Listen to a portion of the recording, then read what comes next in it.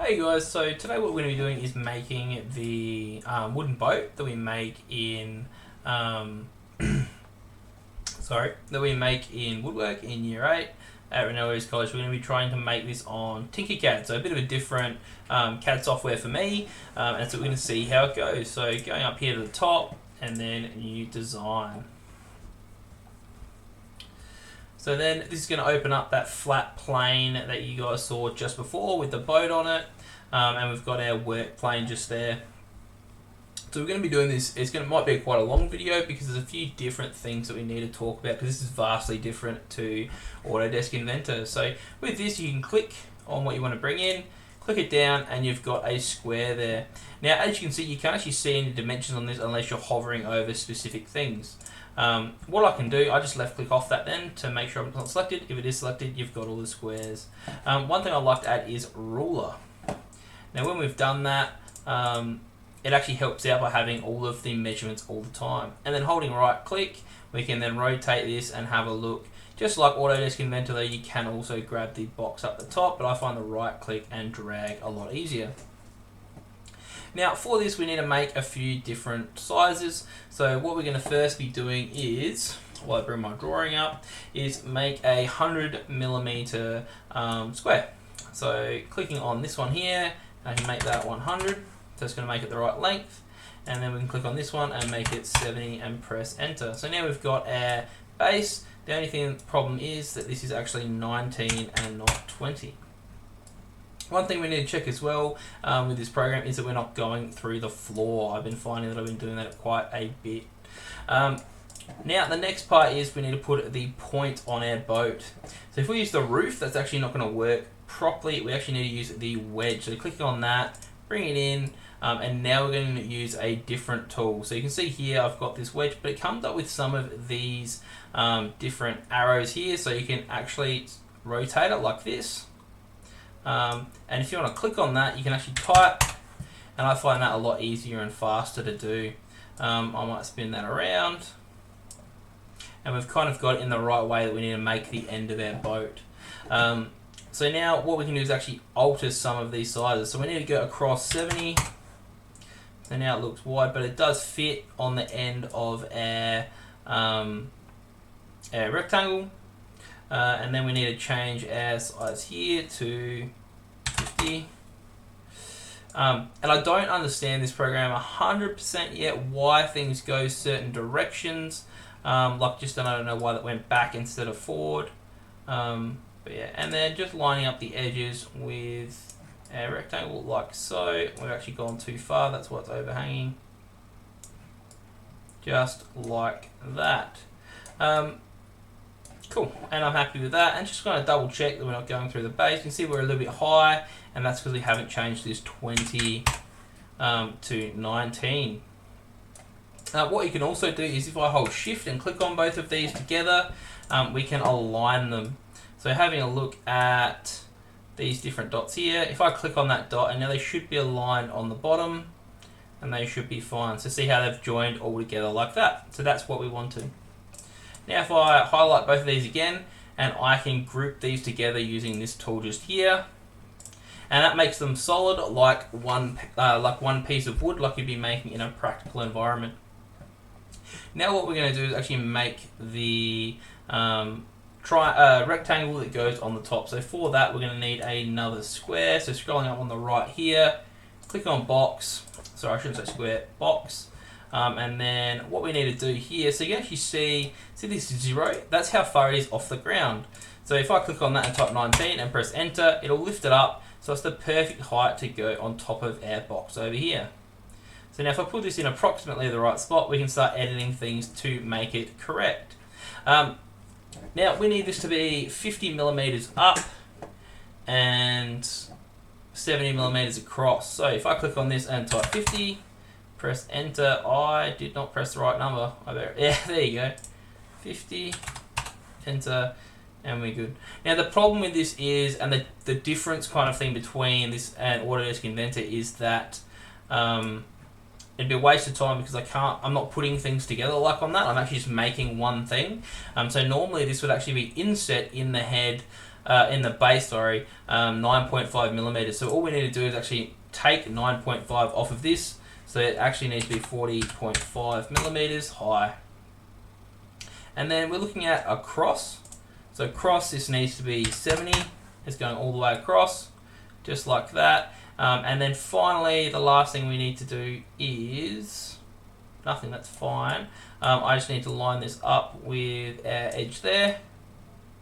And you can see there, we're all lined up and we are good. So now, clicking off of that, you can see that we've still got the same issues before. I need to highlight this, and we're actually going to join them together. The beauty of this as well is you can actually unjoin them at any time, but the further you go through, the more joins you're going to have to undo later on. Now something different again is adding in our cylinders. So if I put a cylinder in here, what we're going to do first is rotate this around 90 degrees. We're going to raise it up. I'm going to raise it up. How high are we going? We are going up.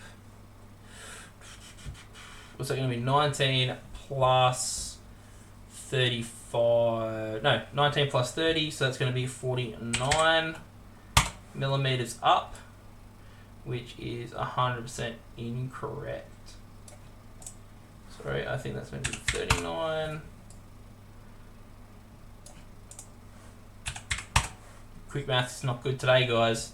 And then we can drag this over here and put it in our rectangle there. We actually need this to be a little bit further in. Beauty of this is as well, you can actually grab, grab this. I can grab that and make it a bit longer, so it goes all the way through. We need that to go all the way through, just like that. Now what we can do is actually change the size of this. Unfortunately on this you need to change it in multiple places. So I'm going to change it here, 30, and I also need to change it there, 30, and that is the side we need from our drawing. So there we go. What I might do, just because that doesn't look nice, I'm going to move that down a little bit. So that's nicely centered in both directions. Actually a little bit lower, and then it's centered. Alright, fantastic. Now what if I highlight this, so dragging our square over it again, I can then press join and it will cut that hole out for us. So we've basically got that prepped and ready to go. You might have noticed on the last one that I had that we had a bit cut out at the end, so I'm going to do that now. So same process. If I bring the box in, I'm going to bring it over here. What we're going to do is bring it up 9.5, press enter, and then what we're going to do is bring it across 70. So click on this one here, go across 70. Of course it goes the wrong way when I don't want it to. And then we need this distance here, so that way is going to be 19. Which it again went the wrong way for me, which I don't like. But there we go. So I've got that all lined up. So now if I join those together, press join, it cuts out that little step for me. Now what we need to do is add our little flagpole at the front. So what we're going to do is bring our cylinder over. We're going to quickly make this cylinder 6 by 6. And then we're going to raise that up by 9.5. So is there 0 there? 9.5. So when we drill our hole in the workshop, we're only going to be drilling it halfway. So now, Control Z. So now if I move that in the middle there, and we can raise this up because this is going to be 50 millimeters, just like that, and then moving that in a position. You can see there we've got that basically done. One thing that I realized I missed on the last one was having in our little side triangles to our like supports for our the hole in the front part. I don't know how else to say that. So what we might do is bring some wedges in, rotate that around 90 degrees, and then we actually need the base of this to be 50, so that needs to be 50, and then going up we want that to be 35, and then if we raise that up 19, we've basically got it in the right spot to put against here. Just like that. Oh, not even close. How are we going? Alright. Just trying to get this perfect. Takes a little bit. Alright.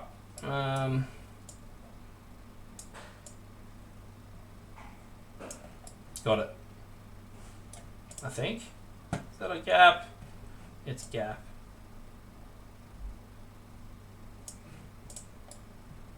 Alright, finally. Now, cheater way of doing this. Well, not really a cheater way. Good way of doing this. If I click on this and then go duplicate, it will duplicate my exact part. So then if I move that across, I've got my part that all I need to do is actually move it into the correct position, which you've just seen is probably the bit that I struggle with the most, is actually moving this in the right spot. How we going? Alright, and I think I've got it. Check from the front. All good. And again, we're just going to highlight this all over, group them, and then we've got our boat together. One of the things that I struggle with a little bit with this program is that you can't see the different seams, because if you were making this in reality, like in a workshop, you'd have different seams in here that you'd be able to see. You'd be able to see different colors of material and things like that. So hopefully this has helped. Hopefully it's been a nice little introduction after the tutorial series that you guys would have done. Hopefully this has been a good introduction project to this program. So hopefully you stick around, and there should be another one coming up soon for a name plaque.